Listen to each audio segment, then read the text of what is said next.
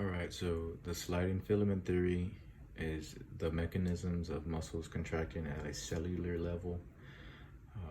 Each muscle is made up of a bundle of muscle fibers, and each bundle of muscle fiber contains anywhere between 10 to 100 individual fibers. Now, each individual fiber contain myofibril, which are bundles of protein called actin and myosin. Surrounding the myofibril is a network of channels called the sacroplasmic reticulum. This is where calcium can be stored.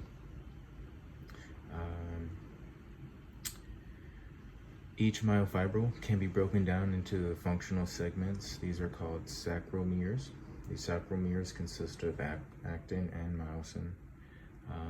With a nerve impulse, or whenever a nerve impulse arrives at a muscle, it triggers a release of acetylcholine, and this presence of this neurotransmitter causes depolarization, which allows calcium to be released from the sacroplasmic reticulum.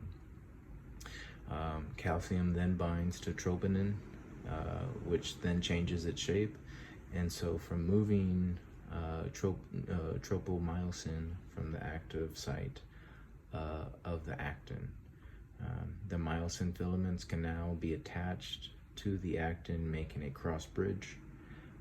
And then the breakdown of ATP releases energy, of course, allowing the myosin to pull in the actin filaments inward, which essentially is contracting the muscle. When the ATP molecule binds to the myosin head, the myosin then detaches from the actin, and then the cross bridge is broken. The energy from ATP allows the myosin head again to attach itself to active binding site, which is further along the actin filament, thus repeating the process. Once the nerve impulses have stopped, the calcium is then pumped back into the sacroplasmic reticulum, and the actin returns to its resting position, and this allows the muscle to lengthen and relax.